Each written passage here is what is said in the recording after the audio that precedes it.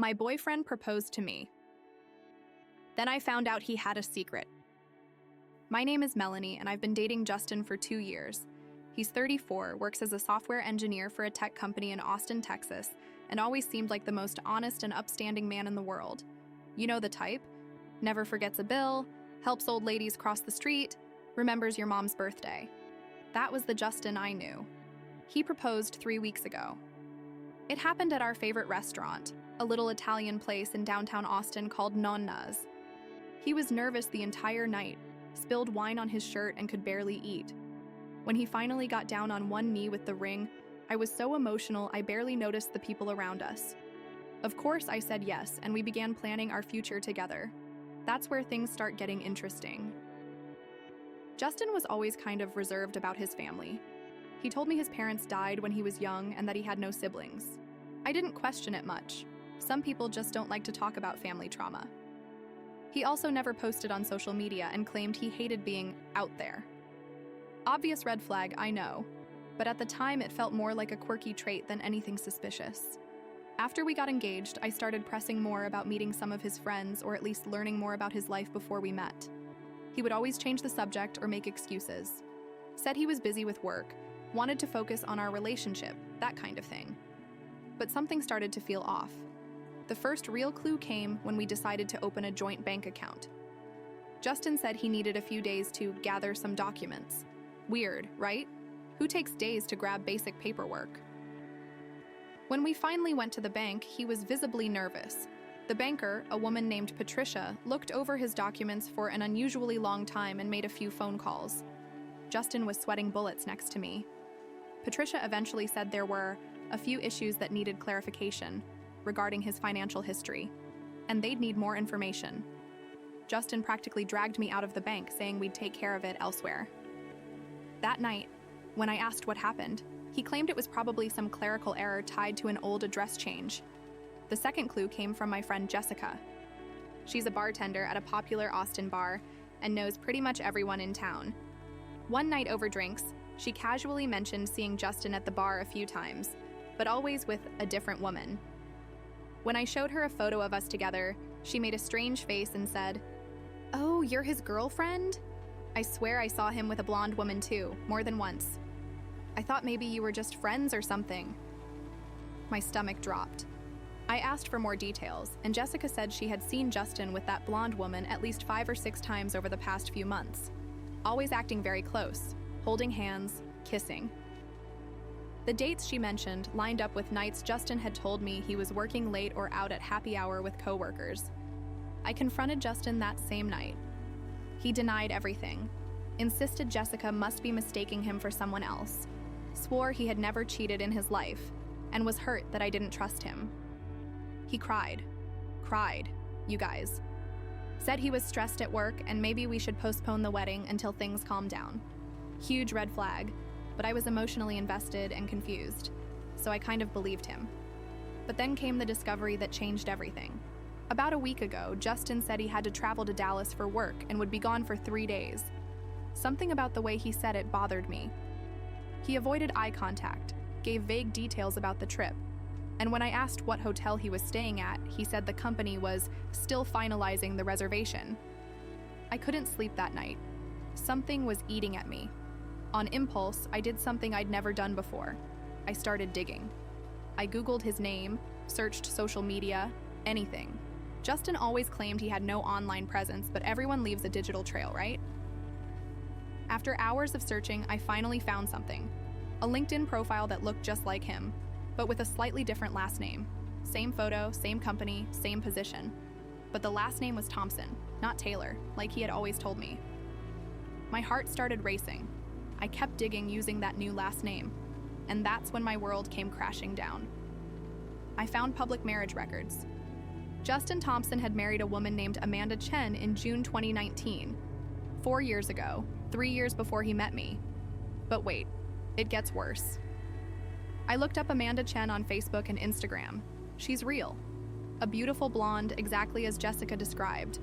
And her social media is full of photos with Justin. Recent photos, vacation photos, dinner dates, cuddling on the couch watching Netflix. The most recent one? 5 days ago. the two of them in a restaurant in Dallas. Yes, Dallas, where he supposedly was on a work trip. I dove deeper into her profile. Amanda doesn't hide anything. She posts regularly about my husband Justin, celebrates their anniversary, shares pics of the house they clearly live in together, a gorgeous home in a Dallas suburb that they've clearly shared for years. It hit me like a truck. Justin wasn't just cheating. He was literally married to another woman, living a full-on double life. 2 homes, 2 lives, 2 women who each believed they were the only one. I started putting all the pieces together. The frequent trips to Dallas he claimed were for work. The weekends he said he needed to visit a sick friend. The hours he'd vanish without answering messages. The times he seemed distant or preoccupied with something he'd never talk about. But the most disturbing part? Looking at Amanda's photos, I realized Justin had given me the same gifts he gave her. The necklace he gave me for our 1-year anniversary appeared in a photo of hers from 2 years ago. The perfume he told me he picked just for me was on her dresser in a house tour video she posted. I felt physically sick. I spent the entire night throwing up and crying, trying to process that the last 2 years of my life had been one elaborate, cruel lie. The next morning, Justin called me from Dallas, chatting like everything was normal, complaining about hotel food, saying he missed me. I could barely speak. How can someone lie so easily, so convincingly?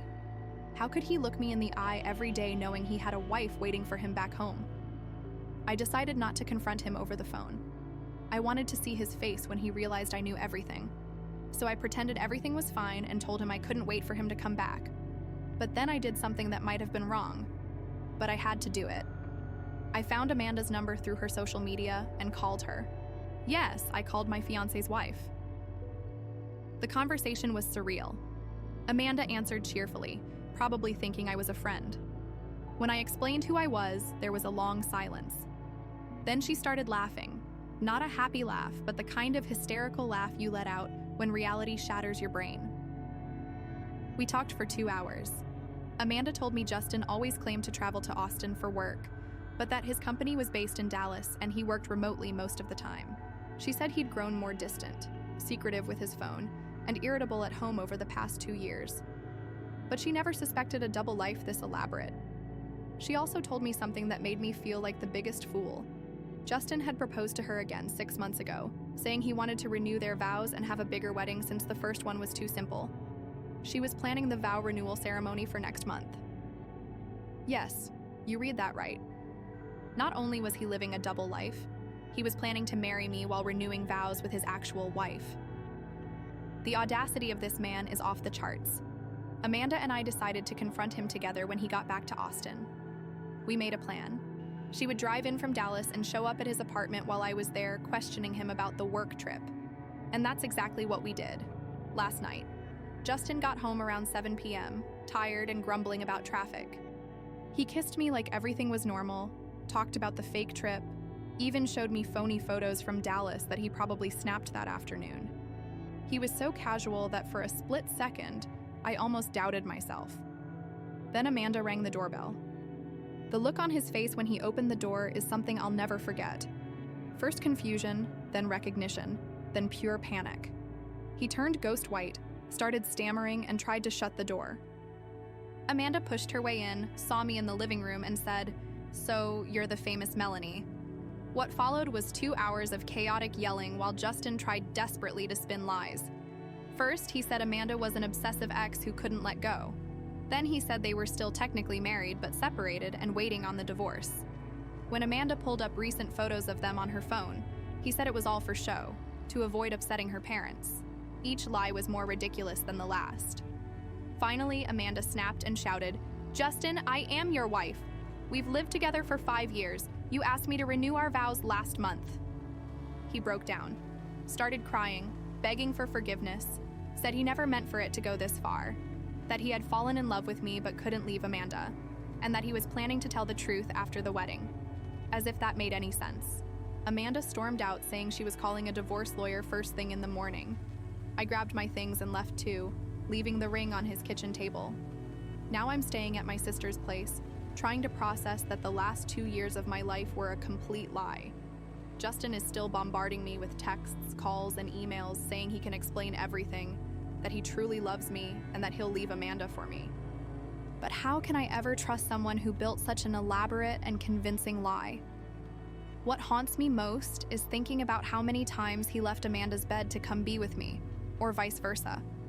How many times he told me, "I love you," knowing he'd said the same thing to her just hours earlier. How does someone compartmentalize life like that? And now I wonder, if he managed to hide a whole wife for 2 years, what else was he hiding? Other relationships, children, debts, legal issues? I feel like I knew absolutely nothing about the man I was planning to marry. Amanda messaged me this morning saying she discovered that Justin also has an apartment in Houston under his name. Houston. Now we're starting to think there might be a third woman. This could be even worse than we imagined.